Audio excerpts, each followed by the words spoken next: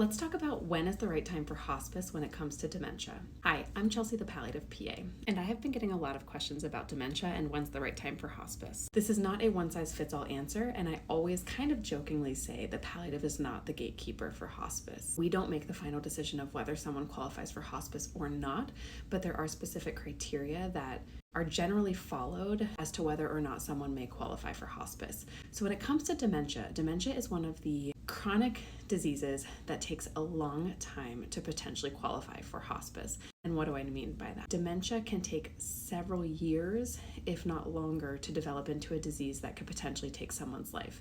And hospice generally only accepts patients who are expected to have a less than 6 months prognosis, meaning less than 6 months to live. How do we quantify that with dementia? Because patients with dementia can live a long time. There is something called the FAST scale for dementia. This is essentially a scale that helps us gauge how bad is someone's dementia. So I'm going to put the FAST scale right here so that we can refer to it as I'm talking about this piece. On the FAST scale, to qualify for hospice, your loved one needs to be a score of 7 or greater. This means that you have to meet each and every criteria before stage 7 to hit stage 7. For example, sometimes someone might meet 7C criteria, which is can no longer walk, but they don't also have urinary incontinence, fecal incontinence, and only speak a couple of words a day.